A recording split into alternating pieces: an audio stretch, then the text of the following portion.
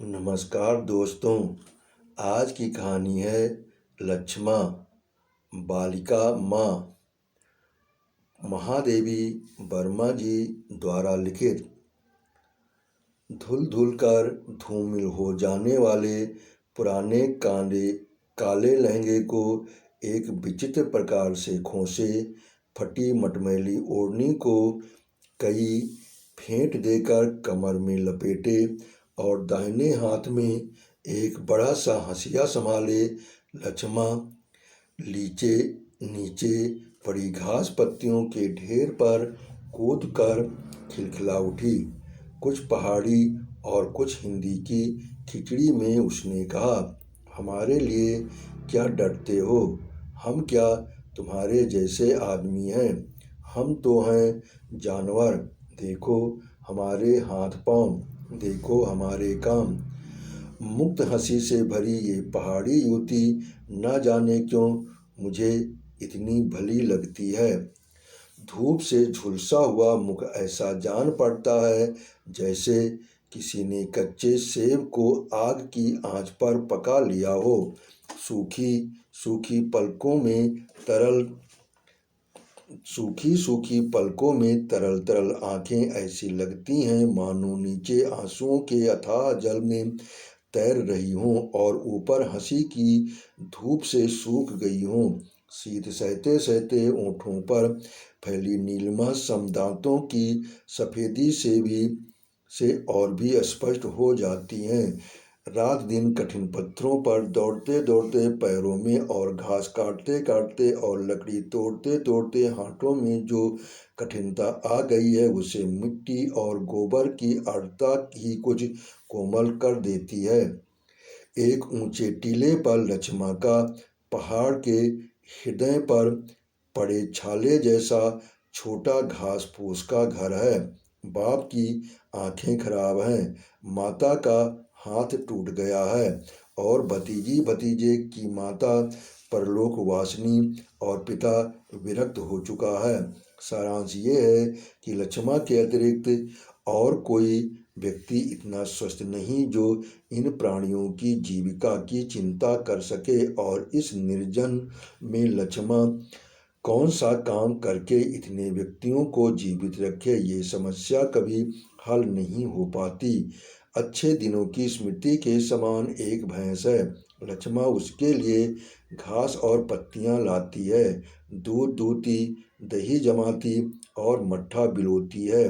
गर्मियों में झोपड़े के आसपास कुछ आलू भी बो लेती है, पर इससे अन्न का अभाव तो दूर नहीं होता, वस्त्र की समस्या तो नहीं सुलझती। लक्ष्मा की जीवन गाथा उसके आंसुओं में भीग भीग कर अब इतनी भारी हो गई है कि कोई अथक कथावाचक और अचल श्रोता भी उसका भार वहन करने को प्रस्तुत नहीं।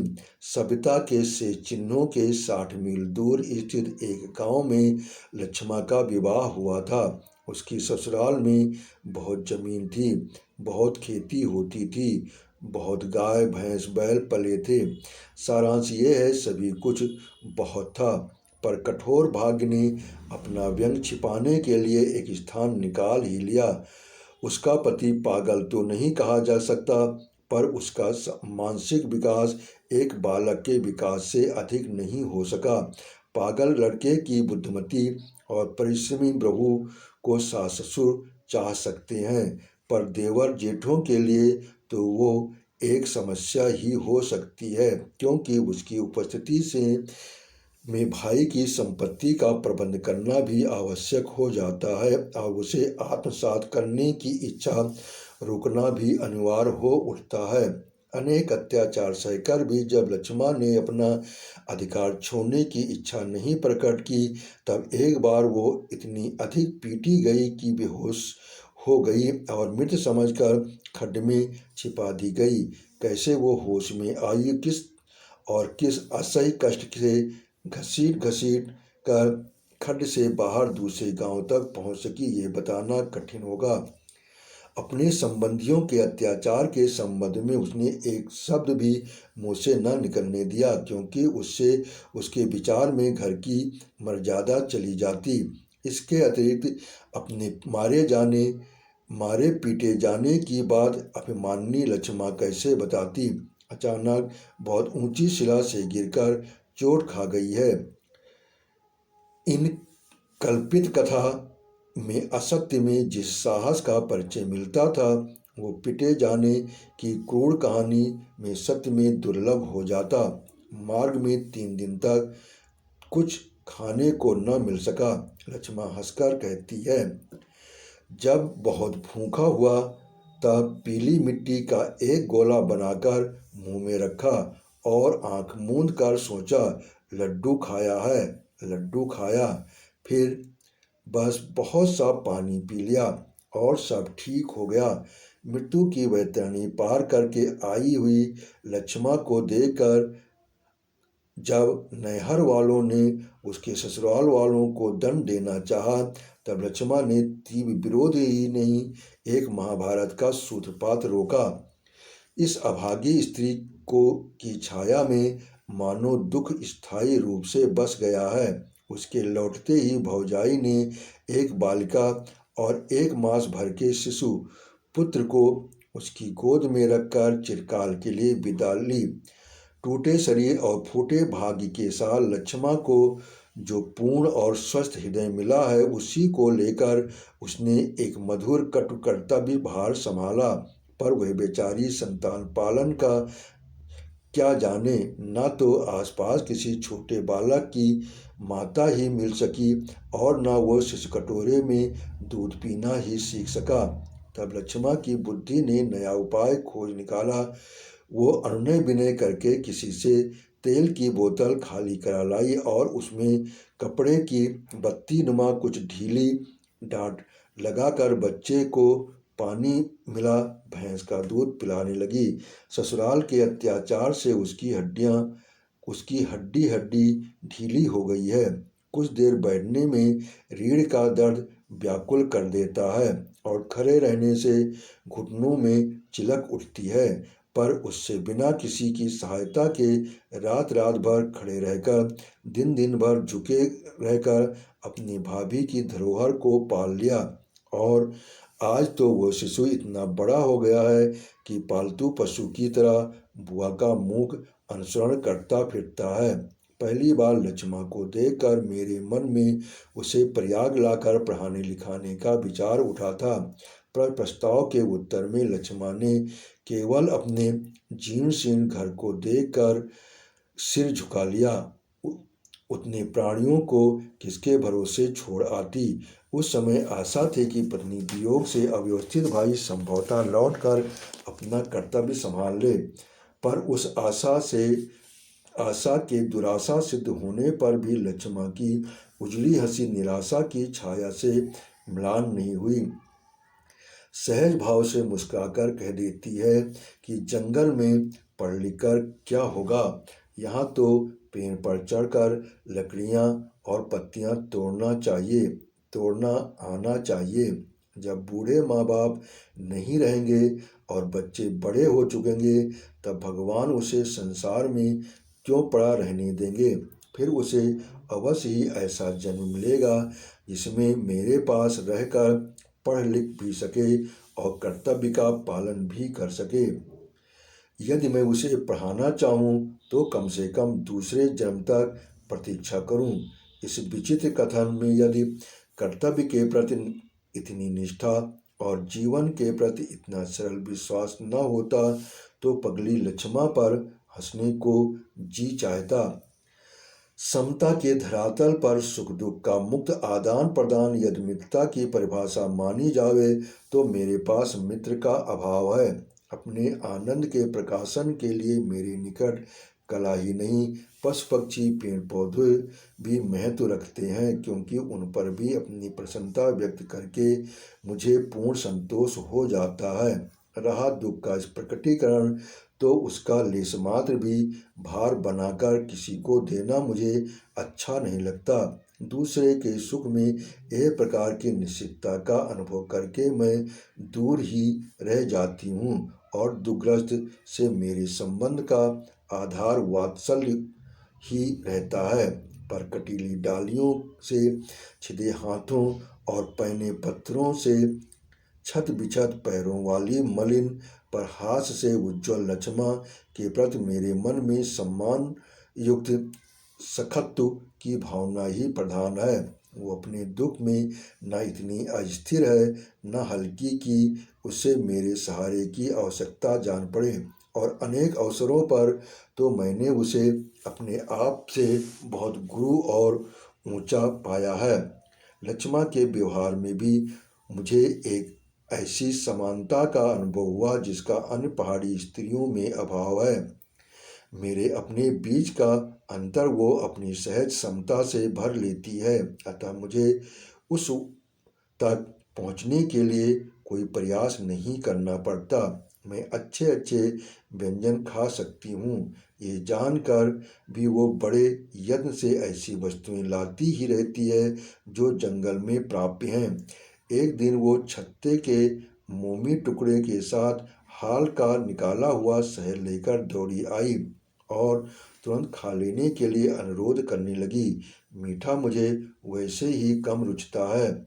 उस पर मधु को देखते ही मुझे मधुमक्खियाँ इस तरह स्मरण आने लगती हैं कि खाना कठिन हो जाता है, पर लक्ष्मा के अनुरोध की रक्षा के लिए कुछ चखना ही पड़ा। वहाँ तो अनेक व्यक्ति मधुमक्खियाँ पालकर मधु का व्यापार करते हैं, पर लक्ष्मा न तो मधुमक्खियों को पालने के लिए काठ का बना घर खरीद सकती थी और न उसके घर की दीवारें ही ऐसी थीं जिनमें ऐसा घर बनाया जा सकता था। पूछने पर पता चला कि एक दीवार फट गई है। लक्ष्मा को उसकी दरार में मधुमक्खियाँ पालने की इच्छा हुई, पर मक्खियाँ वहाँ पहुँचे तो क्यों कर। प्रतीक्षा करते करते थक कर लक्ष्मा मधुमक्खियों को पकड़ पकड़ कर उस दरार में बैठाने लगी। कई बार उनके काटने से उसके हाथ सूज गए, कई बार वे उस दरार के संकीर्ण घर को नापसंद कर उठ गईं, पर अंत में कुछ उदार मक्खियों ने वहां बसकर बेचारी लक्ष्मा को कृतार्थ किया। उन्हीं के छत्ते का पहला मधु वो मेरे लिए लाई है। एक बार उसी इसी प्रकार मेरे आने के दिन सब जगह घूम घूम कर वो मुझे विदा में देने के लिए काले अंगूरों की का गुच्छा ले आई थी। भैंस जब दूध देती है तब कभी काठ की प्याली में दूध, कभी दोने में दही, कभी पत्ते पर मक्खन लिए यक्ष्मा दौड़ी चली आती है और गोबर मिट्टी से गीले पैरों के द्वारा सूखे फर्श पर मटमैले चित्र से बनाती हुई मेरी चौकी के पास पहुंचकर थोड़ा सा रख लेने के लिए हठ भरा अनुरोध करने लगती है। आदि से अंत तक मेरी शिक्षा छात्रावास में रहकर ही हुई है। घर बीच में घर जाने पर माँ ही खिलाने पिलाने की विशेष चिंता करती थीं, पर उनका चिंता करना नियम का अपवाद जैसा लगता रहा है। इसी से मैं ऐसी चिंता की अभ्यस्त नहीं हूँ। पढ़ना समाप्त करते ही मैंने स्वयं अनेक विद्यार्थियों की चिंता करने का कर्तव्य स्वीकार कर लिया, अतः मुझे हटकर खिलाने वाले व्यक्तियों का अभाव ही रहा है। लक्ष्मा का हट करना मेरे आरोपित और कल्पित बड़प्पन को दूर कर मुझे फिर बचपन के सहज और स्वाभाविक स्थिति में पहुंचा देता है। वो अपनी ममता में सरल है। अपने लिखने पढ़ने में बहुत व्याघात पढ़ते देखकर एक दिन मैंने खिजलाकर लक्ष्मा से कहा, अब आने पर मैं सामने वाले पहाड़ की सुनसान चोटी पर कुटी बनाकर रहूंगी जहाँ कोई ना पहुँच सके। निरंतर सबके भोजन की चिंता करते करते वो जान चुकी है कि भोजन की समस्या सहज सुलझाने वाली नहीं होती और बिना उसे सुलझाए संसार का कोई काम संभव नहीं। निर्जन में कहीं मैं भी इसी समस्या में उलझकर न रह जाऊं, यही सोचकर उसने जो उपदेश गर्भित अनुरोध किया वो उसी के योग्य था। लक्ष्मा की इच्छा है कि जब उसकी भैंस की 2 वर्ष की पड़िया 4 की होकर दूध देने लगे तब पहाड़ की ऊंची चोटी पर जाकर रहूं। तब एक भैंस का दूध बूढ़ा बूढ़ी और बच्चों के काम आएगा और दूसरी मेरे लिए। वे प्रतिदिन नियम से 1 सेर दूध, 1 सेर दही, 2-4 आलू और लकड़ी, पानी आदि वहाँ पहुँचा दिया करेगी। वो बोलेगी भी नहीं, देखेगी भी नहीं, केवल दरवाजे पर सब कुछ रख कर लौट आया करेगी। फिर जब मेरी मोटी पोथी लिखी जा चुकी तो मैं अकेले रहते रहते ऊब जाऊं तो लक्ष्मा पुकारते ही वो सौ काम छोड़कर वहां आ पहुंचेगी और सब सामान, यहाँ तक कि कुटी का छप्पर भी ढोकर नीचे ले आवेगी। इस महत्वपूर्ण प्रस्ताव के अंत में जब लक्ष्मा बड़ी विनीत गंभीरता से मेरे मुख की ओर देखने लगी, तब मैं विस्मय से बोल ही न सकी। एकांत और निर्जन सहज प्राप्य है, मोटे मोटे पोथे लिख लेना भी कठिन नहीं, पर लक्ष्मा जैसा अकारण ममतालु सहायक दुर्लभ ही होगा। लक्ष्मा का ये कथन कि उसके पास भाग्य की कमी है, समय की नहीं, बहुत कुछ सत्य है। एक बार मेरा हिमालय का चित्र बनाना देखते देखते वो बोल उठी, सामान मिलता तो मैं ठीक ठीक बर्फान उतार देती। मैंने उपहास के भाव से प्रश्न किया, क्या क्या चाहिए?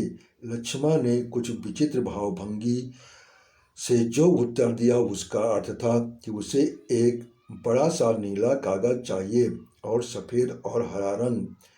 फिर वह एक बहुत ऊंची चोटी पर किसी समतल चट्टान के ऊपर अपना नीला कागज बिछाकर दिन भर बैठेगी और कहीं दीवार की तरह खड़े, कहीं छप्पर की तरह फैले और कहीं मंदिर के समान कलशदार हिमालय को उतारेगी।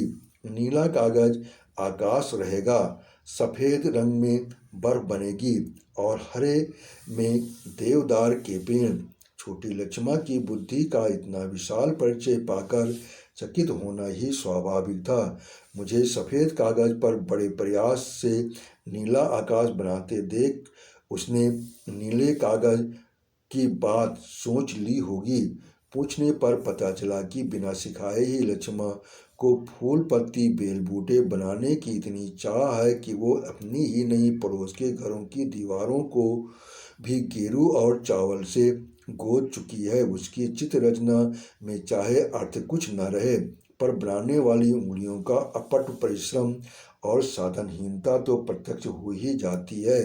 इस प्रकार देखते देखते वो कुछ कुछ बुनना भी जान गई है, पर ऊन और सिलाइयों के अभाव में बूढ़े बाप के लिए स्वेटर बुनने की इच्छा साकार न हो पाई। दूसरों से उसकी निराशा का कारण जानकर मैंने उसे वे वस्तुएं मंगवा दी अवश्य, पर यह सर्दी में पिता की रक्षा का प्रश्न न होता तो वो उन सबको छोड़कर भाग खड़ी होती। इसमें संदेह नहीं, मुझ पर उसका स्नेह कम नहीं है, पर उस स्नेह का साधन बनाकर छोटे से छोटे स्वार्थ की सिद्धि भी उसे अभीष्ट नहीं रही। साधारणतः असंख्य असुविधाएं और विविध अभाव पहाड़ी जीवन में स्वार्थ भावना को बड़ी स्थूल और स्पष्ट रूप दे देते हैं, पर लक्ष्मा के जीवन को मैंने इसका अपवाद ही पाया। मुझे उसकी स्वाभाविक हंसी में छिपे आंसुओं को खोजना पड़ता है और उन आंसुओं में छिपे कारणों का पता लगाना पड़ता है। फिर अंत में हम तो ऐसे ही जंगली हैं, हमें क्या चाहिए? आदि के द्वारा लक्ष्मा मेरा सारा परिश्रम निष्फल किए बिना नहीं रहती। हृदय में इतनी स्वच्छ लक्ष्मा को बाहर से मलिन ही रहना पड़ता है। कभी कभी तो अपनी मलिनता पर आप ही झुंझलाकर कह उठती है, मैं तो इतनी मैली हूँ, मुझे भीतर मत आने दो, बाहर ही रोक दिया करो। देखो तो सारा का सारा घर कैसा लगने लगता है। अपने इस प्रकार के उद्गार स्वयं अपने ही प्रति हुआ करते हैं, क्योंकि उनके उपरांत वो मुझे सफाई देने लगती है। पाँव तो सवेरे ही मल मल कर धोए थे, पर आधे रास्ते में भैंस को घास डालने लौट आना पड़ा। लहंगा तो कल पत्थर पर मुंगरी से पीट पीट कर छांटा था, पर बच्चे ने मिट्टी भरे हाथ पोंछ दिए। ओढ़नी तो परसों झरने में धोकर सुखाई थी, पर घास बांधने की रस्सी बीच में टूट गई और इसी से बांधकर लाना पड़ा। न जाने किस युग में लक्ष्मा के पास एक काठ की कंघी है। वो जब से वो खोई तब से झरने से धोकर बहुत उलझे बालों को नोच कर फेंक देना ही उसका प्रसाधन हो गया। मेरे यहाँ एक पुराने काले कंघे का उपहार पा लेना उसके लिए एक असंभावित घटना हो गई। उस कंघे को दराती के साथ कमर में खोस कर वो पहाड़ के किस किस कोने में किस किस झरने की सहायता से श्रृंगार नहीं करती फिरी, ये बताना कठिन है। पर उसकी विचित्र केश रचना जनित प्रसन्नता देखकर आंसू आए बिना नहीं रहते। श्रृंगार के असंख्य अभूतपूर्व साधनों से भरी 20वीं शताब्दी में भी जिस स्त्री के लिए इतनी तुच्छ वस्तु दुर्लभ है, उसके दुर्भाग्य को कौन सा नाम दिया जाए। एक बार अन्य स्त्रियों से सुना कि लक्ष्मा न जाने क्या धूप दीप करके उनकी संतान का अमंगल मनाती रहती है। पूछने पर पता चला तो वो संतान का तो नहीं पर कुछ आँखों का अमंगल अवश्य मानती है। उसके घर न जाने कब की पुरानी और कीड़ों की खाई हुई दुर्गा की तस्वीर है। सवेरे शाम उसके सामने वो कुछ अंगारे रखकर और कुछ उन पर सूखी कुछ सुगंधित पत्तियों की धूप डालकर वो कह लेती है कि जो उस पर बुरी दृष्टि डाले उसकी आंखें जलकर छार हो जाएं। दूसरों की आंखों का अमंगल चाहने से किसी की पवित्रता का रक्षा नहीं होती, क्योंकि वास्तविक पवित्रता का प्रमाण तो यही है कि मलिन से मलिन दृष्टि भी उसका स्पर्श कर पवित्र हो जावे। इस सत्य को समझाना सहज नहीं था, पर लक्ष्मा को मेरे कथन के सूक्ष्म भाव तक पहुँचने में कठिनता नहीं हुई। तब से उसके धूप दीप में अपनी ही नहीं सबकी कल्याण कामना रहती है। एवं पर्वत की कन्या जितनी निडर है उतनी ही निश्चल। जिस प्रकार अपनी दराती के साथ वो अंधेरी से अंधेरी रात में भी मार्ग ढूंढ लेती है, उसी प्रकार वो अपने निश्चय के साथ वो घोर से घोर विरोध में भी अटल रह सकती है। कुछ वर्ष पूर्व लक्ष्मा के जीवित हो जाने का समाचार पाकर ससुराल के कुछ संबंधी उसके अबोध पति को लेकर उसे बुलाने आए। उसने अपने बालक बुद्धि पति से अनुरोध किया कि वो अपने भाइयों को सब कुछ सौंप कर आ जावे और उसी के पास रहे। वो स्वयं भैंस की गोट में पड़ी रहेगी, पर पति के रहने के लिए एक लिपि पुती स्वच्छ कोठरी का प्रबंध करेगी। स्वयं चाहे मलिन दुर्गंधित घास में पड़ी रहे, पर उसके लिए गांव वालों से चारपाई मांग लावेगी। आप भूखी रहेगी, पर रात दिन मजदूरी करके भोजन का प्रबंध करेगी। लक्ष्मा के साथ उसका विवाह हुआ है, अतः उसे वो जीवन भर न छोड़ेगी, पर वो उसके घर नहीं जा सकती, क्योंकि वहाँ लोग उसे मार डालेंगे और उसके माता पिता भतीजा भतीजी भूख से अपने आप मर जाएंगे। संबंधियों ने उसके पति को वहाँ न छोड़ा, क्योंकि उन्हें मरकर जीवित हो जाने वाली मायाविनी बहू की सच्चाई पर विश्वास नहीं। लक्ष्मा के इस व्यवहार से आसपास असंतोष की लहर फैल गई। वो अनेक प्रकार की चर्चा का आधार बनने लगी। समाज में मनोविज्ञान का जैसा परिचय समतल में मिलता है, वैसा ही पर्वत की विषम भूमि में एक पुरुष के प्रति अन्याय की कल्पना से ही सारा पुरुष समाज उस स्त्री के प्रतिरोध लेने को उतारू हो जाता है।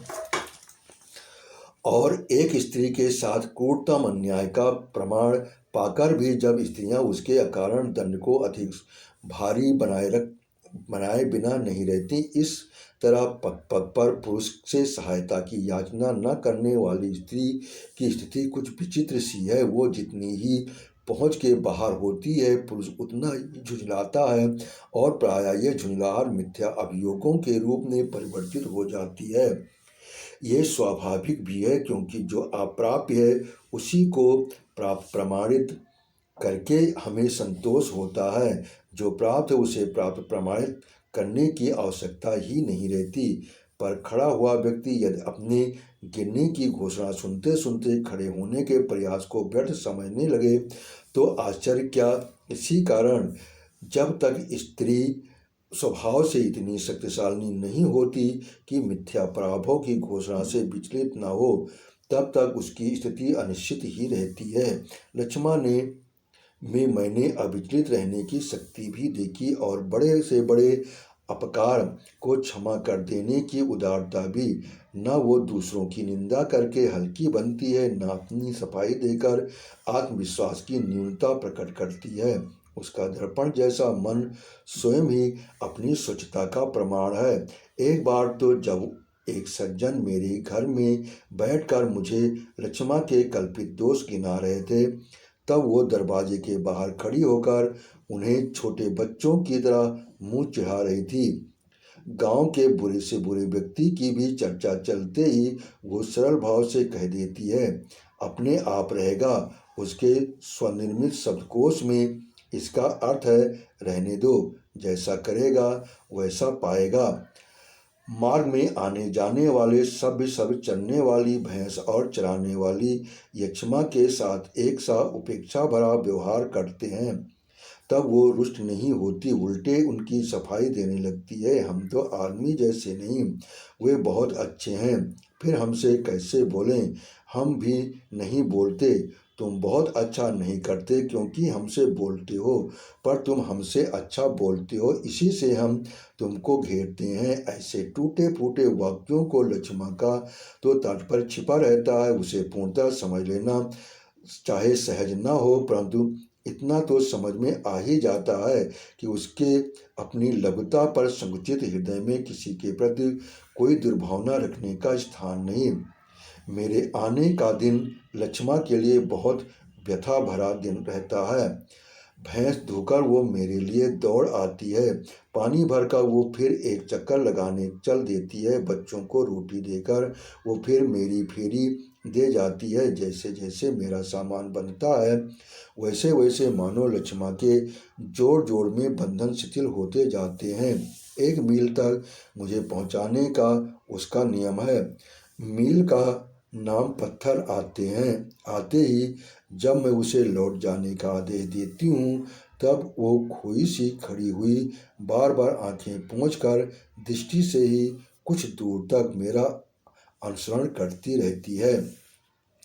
पहाड़ी राह तो हमारे यहाँ की लंबी चौड़ी सड़क नहीं है। 4 पग चलकर ही कभी दाहिनी ओर मुड़ जाना पड़ता है, कभी बाईं ओर। कभी कोई पेड़ दृष्टि रोक लेता है, कभी कोई शिलाखंड।